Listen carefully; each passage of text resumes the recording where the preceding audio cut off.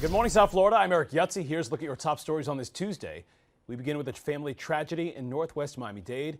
A murder-suicide investigation is underway after police found a family of 4 dead. Police believe Victor Penalba fatally shot his wife and 2 children on Sunday. Police responded to the family's apartment near Northwest 173rd Drive and 68th Avenue for a welfare check. Officers say they smelled a foul odor coming from that unit.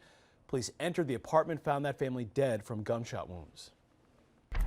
Students and teachers in Florida will be able to speak freely about sexual orientation and gender identity in the classroom. A settlement clarifies that the Parental Rights in Education Act does not prohibit students and teachers from discussing curriculums involving the LGBTQ community. The decision coming after civil rights attorneys argued the law created confusion about whether teachers were allowed to mention topics about gender identity. A family trip ending in a tragedy when a private jet crashed in the woods, killing all 5 people on board. The plane went down near a small airport as it was heading to Hot Springs, Virginia.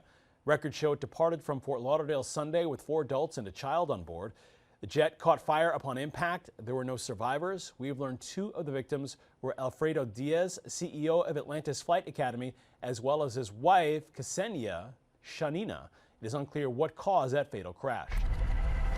And a husband and wife arrested accused of posing as contractors and leaving a homeowner high and dry.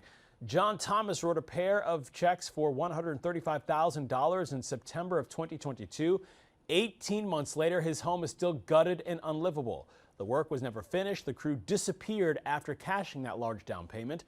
34-year-old Luis Gustavo Arbelo and 33-year-old Maria de Los Angeles Rosales Solorzano were arrested this week on felony charges. Detectives do believe there are more victims.